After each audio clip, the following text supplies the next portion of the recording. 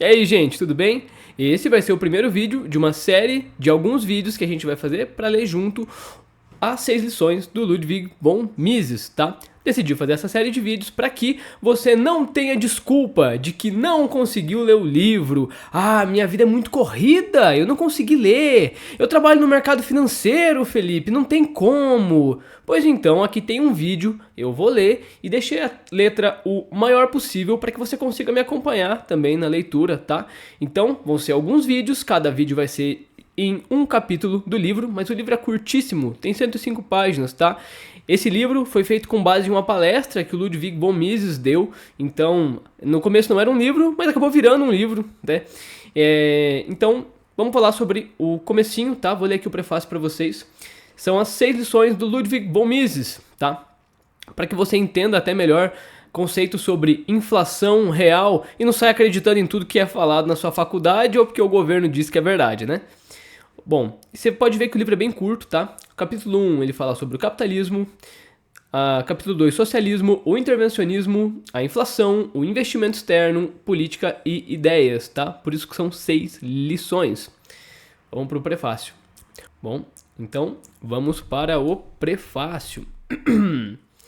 O presente livro reflete plenamente a posição fundamental do autor, que lhe valeu e ainda lhe vale a admiração dos discípulos e os insultos dos adversários.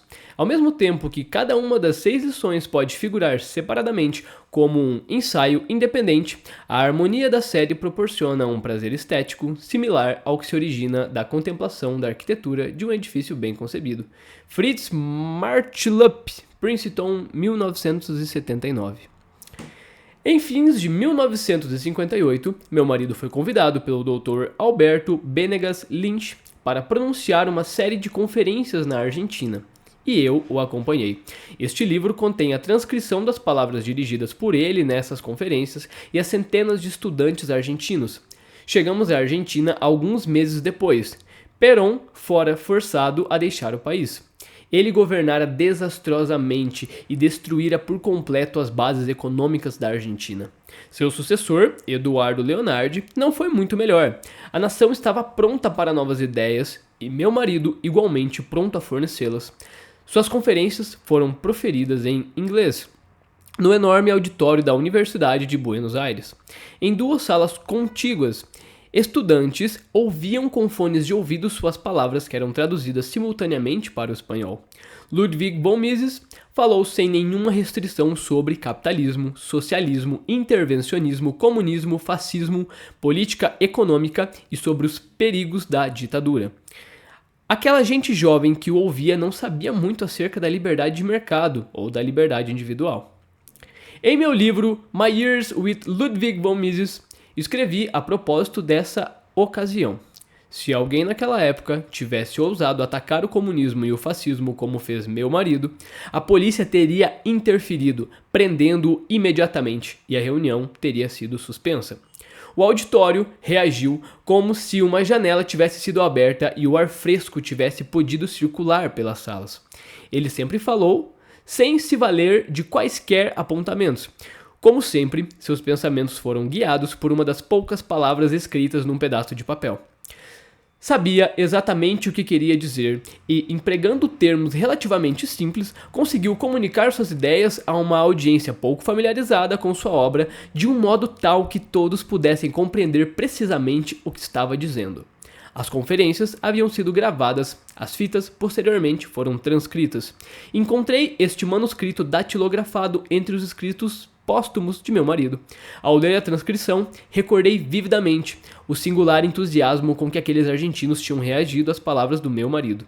Embora não seja economista, achei que essas conferências pronunciadas para um público leigo na América do Sul eram de muito mais compreensão que muitos dos escritos mais teóricos de Ludwig von Mises. Pareceu-me que continham tanto material valioso, tantos pensamentos relevantes para a atualidade e para o futuro que deviam ser publicados. Meu marido não havia feito uma revisão dessas transcrições no intuito de publicá-las em livro. Coube a mim essa tarefa. Tive muito cuidado em manter intacto o significado de cada frase, em nada alterar do conteúdo e em preservar todas as expressões que meu marido costumava usar tão familiares a seus leitores. Minha única contribuição foi reordenar as frases e retirar o alguma das expressões próprias da linguagem oral informal. Se minha tentativa de converter essas conferências num livro foi bem sucedida, isso se deve apenas ao fato de que, a cada frase, eu ouvia a voz de meu marido, eu o ouvia falar. Ele está vivo para mim, vivo na clareza com que demonstrava o mal e o perigo dos excessos do governo, no modo compreensivo e lúcido como descrevia as diferenças entre ditadura e intervencionismo, na extrema perspicácia com que falava sobre personalidades históricas, na capacidade de fazer reviver tempos passados com umas poucas observações. Quero aproveitar essa oportunidade para agradecer ao meu amigo George Cotter pelo auxílio que me prestou nessa tarefa. Sua experiência editorial e compreensão das teorias de meu marido foram de grande valia para este livro. E espero que essas conferências sejam lidas não só por especialistas na área, mas também pelos muitos admiradores de meu marido que não são economistas. Espero sinceramente que esse livro venha se tornar acessível a um público mais jovem, especialmente aos alunos dos cursos secundários e universitários de todo o mundo. Margit von Mises, Nova York, junho 1979. Capítulo 1. A primeira lição.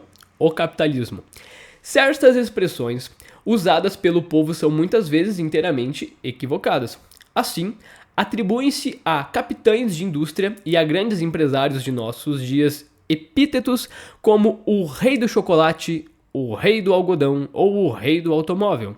Ao usar essas expressões, o povo demonstra não ver praticamente nenhuma diferença entre os industriais de hoje e os reis, duques ou lordes de outrora. Mas, na realidade, a diferença é enorme, pois um rei do chocolate absolutamente não rege, ele serve.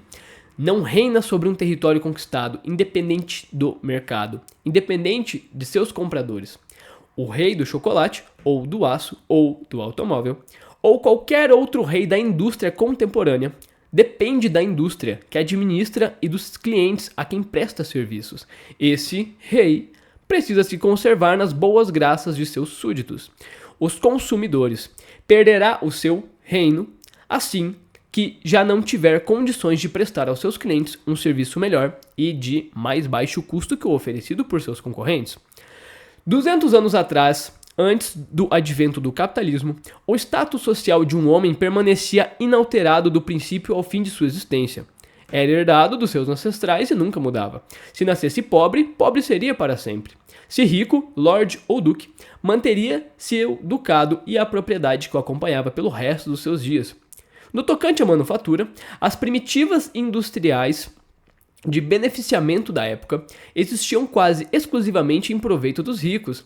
A grande maioria do povo, 90% ou mais da população europeia, trabalhava na terra e não tinha contato com as indústrias de beneficiamento, voltadas para a cidade.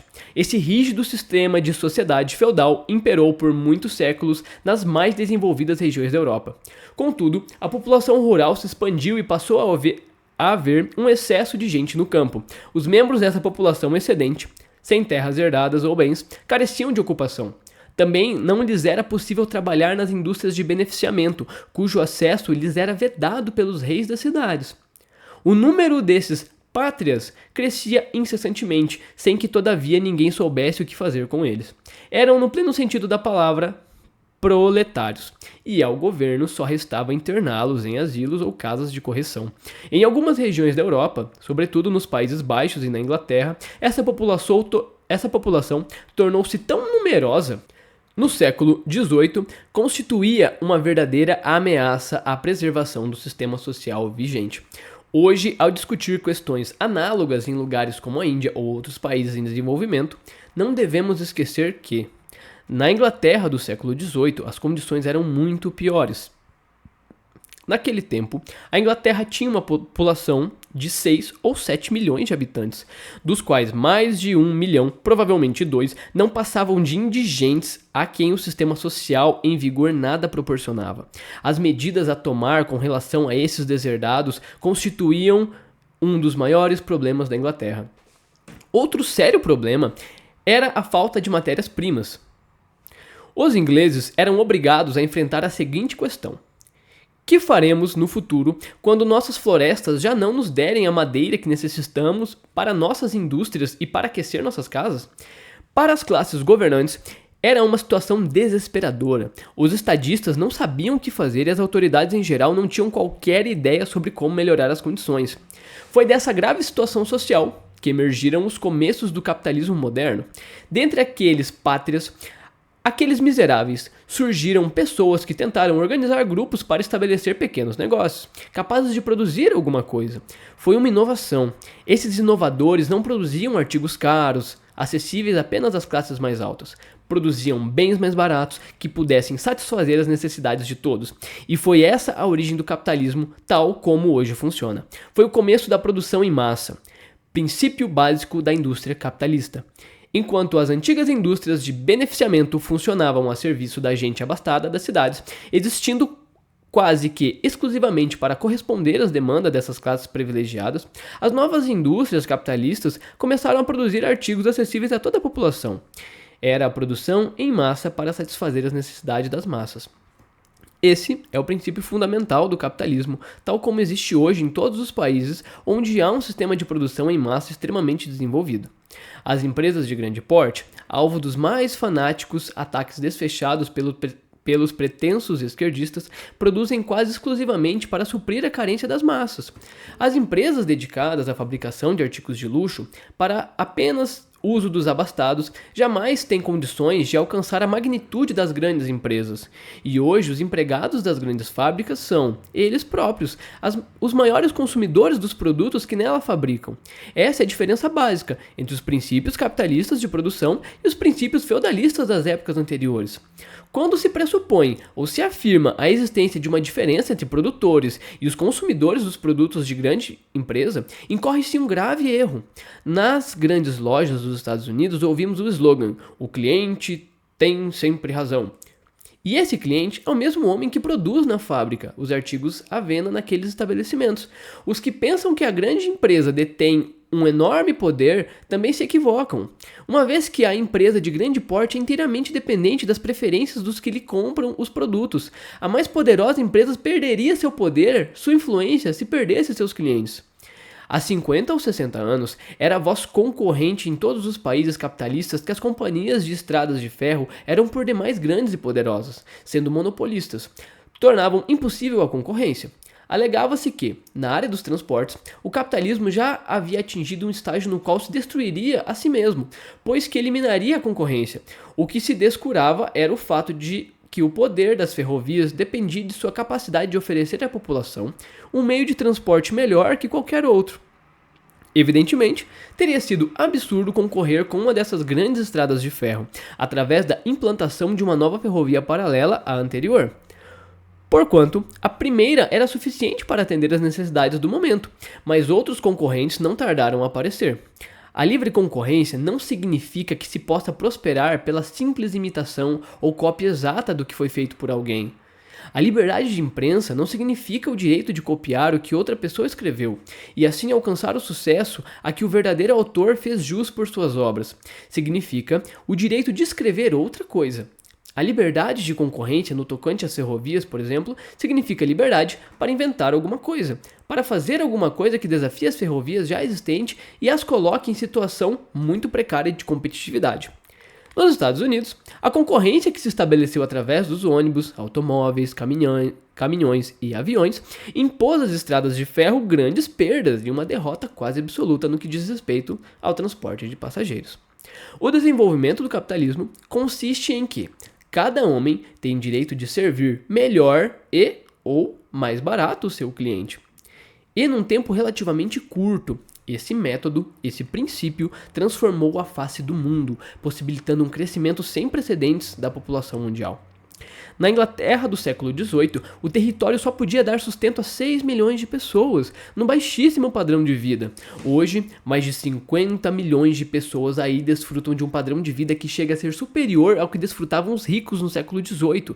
E o padrão de vida na Inglaterra de hoje seria provavelmente mais alto ainda, não tivessem os ingleses dissipado boa parte de sua energia no que, sob diversos pontos de vista, não foram mais do que aventuras políticas e militares evitáveis. Estes são os fatos acerca do capitalismo. Assim, se um inglês, ou, no tocante a essa questão, qualquer homem de qualquer país do mundo afirmar hoje aos amigos ser contrário ao capitalismo, há uma esplêndida contestação a lhe fazer. Sabe que a população desse planeta é hoje 10 vezes maior do que nos períodos precedentes ao capitalismo? Sabe que todos os homens usufruem hoje um padrão de vida mais elevado que o de seus ancestrais antes do advento do capitalismo? E como você pode ter certeza de que, se não fosse o capitalismo, você estaria integrado à 10ª parte da população sobrevivente? Sua mera existência é uma prova do êxito do capitalismo, seja qual for o valor que você atribua à própria vida. Não obstante todos os seus benefícios, o capitalismo foi furiosamente atacado e criticado. É preciso compreender a origem dessa versão. É fato que o ódio ao capitalismo nasceu não entre o povo, não entre os próprios trabalhadores, mas em meio à aristocracia fundiária, a pequena nobreza da Inglaterra e da Europa continental. Culpavam o capitalismo por algo que não lhes era muito agradável.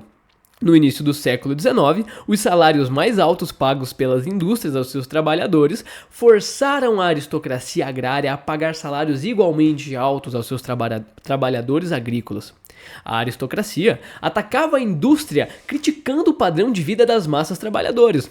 Obviamente, do nosso ponto de vista, o padrão de vida dos trabalhadores era extremamente baixo, mas se as condições de vida nos primórdios do capitalismo eram absolutamente escandalosas, não era porque as recém-criadas indústrias capitalistas estivessem prejudicando os trabalhadores. As pessoas contratadas pelas fábricas já subsistiam antes em condições praticamente subhumanas. A velha história, repetida centenas de vezes, de que as fábricas empregavam mulheres e crianças que antes de trabalharem nessas fábricas viviam em condições satisfatórias. É um dos maiores embustes da história. As mães que trabalhavam nas fábricas não tinham o que cozinhar, não abandonavam seus lares e suas cozinhas para se dirigir às fábricas. Corriam a elas porque não tinham cozinhas e ainda que as tivessem, não tinham comida para nelas cozinharem. E as crianças não provinham de um ambiente confortável. Estavam famintas, estavam morrendo. E todo o tão falado e indescritível horror do capitalismo primitivo pode ser refutado por uma única estatística. Precisamente, nesses anos de expansão do capitalismo na Inglaterra, no chamado período da Revolução Industrial Inglesa, entre 1760 e 1830, a população do país dobrou. O que significa que dezenas de milhares de crianças que em outros tempos teriam morrido sobreviveram e cresceram, tornando-se homens e mulheres. Não há dúvida de que as condições gerais de vida em épocas anteriores eram muito insatisfatórias. Foi o comércio capitalista que as melhorou. Foram justamente aquelas primeiras fábricas que passaram a suprir, direta ou indiretamente, as necessidades de seus trabalhadores através da exportação de manufaturados e da importação de alimentos e matérias-primas de outros países. Mais uma vez, os primeiros historiadores do capitalismo falsearam. É difícil usar uma palavra mais branda. A história. Falsearam a história. Há uma anedota provavelmente inventada que se costuma contar a respeito de Benjamin Franklin. Em uma visita a um cotonifício na Inglaterra, Ben Franklin ouviu do proprietário cheio de orgulho: "Veja, temos aqui tecidos de algodão para a Hungria."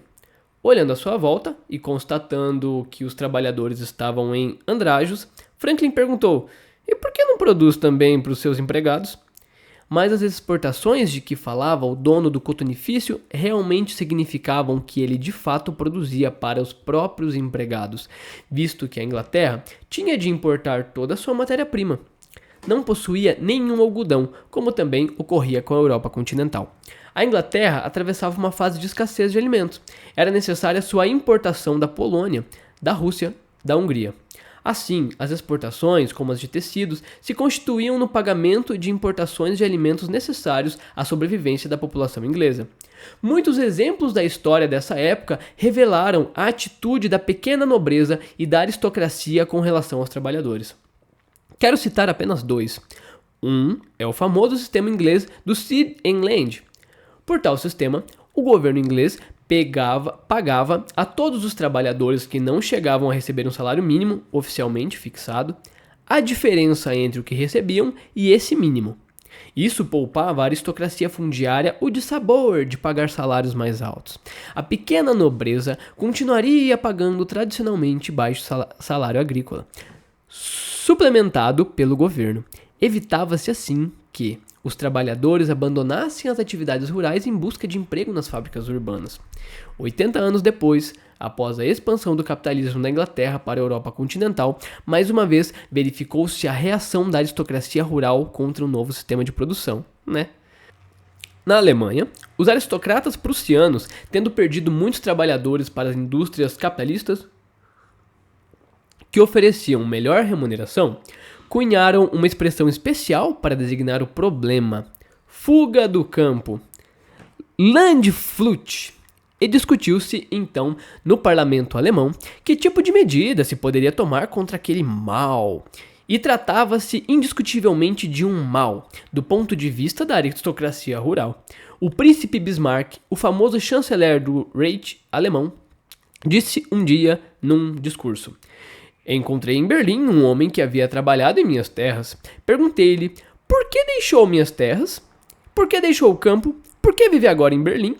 E segundo Bismarck, o homem respondeu: na aldeia não se tem como aqui em Berlim um Biergarten tão lindo, onde nos podemos sentar, tomar cerveja e ouvir música. Esta é, sem dúvida, uma história contada do ponto de vista do príncipe Bismarck, o empregador. Não seria o ponto de vista de todos os seus empregados. Estes acorriam à indústria, porque ela lhes pagava salários mais altos e elevava seu padrão de vida a níveis sem precedente. Hoje, nos países capitalistas, há relativamente pouca diferença entre a vida básica das chamadas classes mais altas e das mais baixas. Ambas têm alimento, roupas e abrigo. Mas no século XVIII e nos que precederam, o que distinguia o homem de classe média do de classe baixa era o fato de o primeiro ter sapatos e o segundo não. Hoje, nos Estados Unidos, a diferença entre um rico e um pobre reduz-se muitas vezes à diferença entre um Cadillac e um Chevrolet. O Chevrolet pode ser de segunda mão, mas presta a seu dono basicamente os mesmos serviços que o Cadillac poderia prestar, uma vez que também está apto a se deslocar de um local ao outro. Mais de 50% da população dos Estados Unidos vivem em casas e apartamentos próprios. As investidas contra o capitalismo, especialmente no que se refere aos padrões salariais mais altos, tiveram por origem a falsa suposição de que os salários são, em última análise, pagos por pessoas diferentes daquelas que trabalham nas fábricas. Certamente, nada impede que os economistas e estudantes de teorias econômicas tracem uma distinção entre trabalhador e consumidor. Mas o fato é que todo consumidor tem de ganhar, de uma maneira ou de outra. O dinheiro que gasta, e a imensa maioria dos consumidores, é constituída precisamente por aquelas mesmas pessoas que trabalham como empregados nas empresas produtoras dos bens que consomem. No capitalismo, os padrões salariais não são estipulados por pessoas diferentes das que ganham os salários. São essas mesmas pessoas que os manipulam. Não é a companhia cinematográfica de Hollywood que paga os salários de um astro das telas. Quem os paga é o público que compra ingresso nas bilheterias dos cinemas. E não é um empresário de uma luta de boxe que cobre as enormes exigências dos lutadores laureados, mas sim a plateia que compra entradas para as lutas. A partir da distinção entre empregado e empregador, traça-se, no plano da teoria econômica, uma distinção que não existe na vida real. Nessa, o empregador e empregado são, em última análise, uma só e a mesma pessoa. Em muitos países, há quem considere injusto que um homem obrigado a sustentar uma família numerosa receba o mesmo salário que outro, responsável apenas pela própria manutenção. No entanto, o problema é que não questionar se é o empresário ou não que cabe assumir a responsabilidade pelo tamanho da família de um trabalhador. A pergunta que deve ser feita nesse caso é: você, como indivíduo, se disporia a pagar mais por alguma coisa, digamos, um pão, se for informado que o homem que o fabricou tem 6 filhos? Uma pessoa honesta, por certo, responderia negativamente, dizendo: em princípio sim, mas na prática tenderia a comprar o pão feito por um homem sem filho nenhum, mais barato, né? O fato é que o empregador, a quem os compradores não pagam o suficiente para que ele possa pagar seus empregados, se vê na impossibilidade de levar adiante seus negócios. O capitalismo foi assim batizado não por um simpatizante do sistema, mas por alguém que o tinha na conta de o pior de todos os sistemas históricos, da mais grave calamidade que jamais se abatera sobre a humanidade. Este homem foi Karl Marx. Não há razão, contudo, para rejeitar a designação proposta por Marx, uma vez que ela indica claramente a origem dos grandes progressos sociais ocasionados pelo capitalismo. Esses progressos são frutos da acumulação do capital. Baseiam-se no fato de que as pessoas, por via de regra, não consomem tudo o que produzem e no fato de que elas poupam e investem parte desse montante. Reina um grande equívoco em torno desse problema. Ao longo dessas 6 palestras, terei oportunidade de abordar os principais mal-entendidos em voga relacionados com a acumulação do capital, com o uso do capital e com os benefícios universais auferidos a partir desse uso. Tratarei do capitalismo particularmente em minhas palestras dedicadas ao investimento externo e a esse problema extremamente crítico da política atual, que é a inflação. Todos sabem, é claro, que a inflação não existe só neste país. Constitui hoje um problema em todas as partes do mundo. E que muitas vezes não se compreende a respeito do capitalismo é o seguinte: poupança significa benefícios para todos os que desejam produzir ou receber salários. Quando alguém acumula certa quantidade de dinheiro, $1.000, digamos, e confia esses dólares em vez de gastá-los a uma empresa de poupança ou a uma companhia de seguros, transfere esse dinheiro para um empresário, um homem de negócios, o que vai permitir que esse empresário possa expandir suas atividades e investir num projeto, que na véspera ainda era inviável por falta do capital necessário. Que fará então o empresário com o capital recém-obtido? Certamente, a primeira coisa que fará, o primeiro uso que dará a esse capital suplementar será a contratação de trabalhadores e a compra de matérias-primas, o que promoverá, por sua vez, o surgimento de uma demanda adicional de trabalhadores e matérias-primas, né? Bem como uma tendência à elevação dos salários e dos preços dessas matérias-primas, muito antes que o poupador ou o empresário tenham obtido algum lucro em tudo isso. O trabalhador desempregado, o produtor de matérias-primas, o agricultor e o assalariado já estarão participando dos benefícios das poupanças adicionais. O que o empresário virá ou não a ganhar com o projeto depende das condições futuras do mercado e de seu talento para prevê-las corretamente. Mas os trabalhadores, assim como os produtores de matéria-prima, oferem as vantagens de imediato. Muito se falou, 30 ou 40 anos atrás, sobre a política salarial, como a denominavam, de Henry Ford. Uma das maiores façanhas do Sr. Ford consistia em pagar salários mais altos que os oferecidos pelas demais indústrias ou fábricas. Sua política salarial foi descrita como uma invenção. Não se pode, no entanto, dizer que essa nova política inventada seja simplesmente um fruto da liberalidade do Sr. Ford. Um novo ramo industrial, ou uma nova fábrica num ramo já existente, precisa atrair trabalhadores de outros empregos, de outras regiões do país e até de outros países. E não há outra maneira de fazê-lo senão através do pagamento de salários mais altos aos trabalhadores. Oxe, foi o que ocorreu nos primórdios do capitalismo e é o que ocorre até hoje. Na Grã-Bretanha, quando os fabricantes começaram a produzir artigos de algodão, eles passaram a pagar aos seus trabalhadores mais do que estes ganhavam antes. É verdade que grande porcentagem desses novos trabalhadores jamais ganhará coisa alguma antes. Estavam então dispostos a aceitar qualquer quantia que lhes fosse oferecida. Mas pouco tempo depois, com a crescente acumulação do capital e a implantação de um número cada vez maior de novas empresas, os salários se elevaram e, como consequência, houve aquele aumento sem precedentes da população inglesa, ao qual já me referi. A reiterada caracterização depreciativa do capitalismo como um sistema destinado a tornar os ricos mais ricos e os pobres mais pobres é equivocada do começo ao fim. A tese de Marx, concernente ao advento do capitalismo, baseou-se no pressuposto de que os trabalhadores estavam ficando mais pobres, de que o povo estava ficando mais miserável, o que finalmente redundaria na concentração de toda a riqueza de um país em poucas mãos, ou mesmo nas de um homem só. Como consequência, as massas trabalhadoras empobrecidas se rebelariam e expropriariam os bens dos opulentos proprietários. Segundo essa doutrina de Marx, é impossível, no sistema capitalista, qualquer oportunidade, qualquer possibilidade de melhoria das condições dos trabalhadores. Em 1865, falando perante a Associação Internacional dos Trabalhadores na Inglaterra, Marx afirmou que a crença de que os sindicatos poderiam promover melhores condições para a população trabalhadora era absolutamente errônea.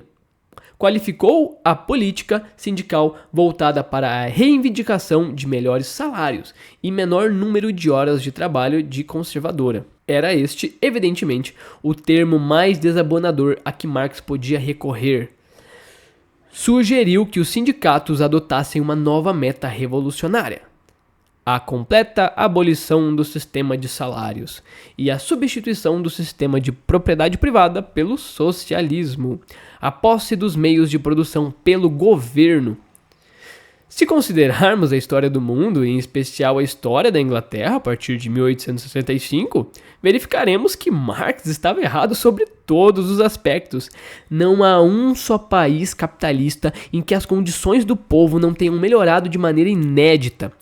Todos esses progressos, ocorridos nos últimos 80 ou 90 anos, produziram-se a respeito dos prognósticos de Karl Marx. Os socialistas de orientação marxista acreditavam que as condições dos trabalhadores jamais poderiam melhorar.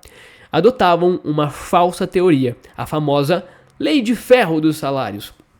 Segundo essa lei, no capitalismo, os salários de um trabalhador não excederiam a soma que lhe fosse estritamente necessária para manter-se vivo a serviço da empresa. Os marxistas enunciaram sua teoria da seguinte forma: se os padrões salariais dos trabalhadores sobem, com elevação dos salários a um nível superior ao necessário para subsistência, eles terão mais filhos. Estes filhos, ao ingressarem na força de trabalho, engrossarão o número de trabalhadores até o ponto em que os padrões salariais cairão, rebaixando novamente os salários dos trabalhadores ao nível mínimo necessário para a subsistência. Aquele nível mínimo de sustento apenas suficiente para impedir a extinção da população trabalhadora. Meu Deus. Mas essa ideia de Marx e de muitos outros socialistas envolve um conceito de trabalhador idêntico ao adotado, justificadamente, pelos biólogos que estudam a vida dos animais. Dos camundongos, por exemplo. Se colocarmos maior quantidade de alimento à disposição dos organismos animais, de micróbios, maior número deles sobreviverá. Se a restringirmos, restringiremos o número de sobreviventes. Mas com o homem é diferente. Mesmo o trabalhador, ainda que os marxistas não admitam, tem carências humanas, outras que as de alimento e de reprodução da sua espécie. Um aumento dos salários reais resulta não só em aumento de população, resulta também, antes de tudo, numa melhoria de padrão de vida média.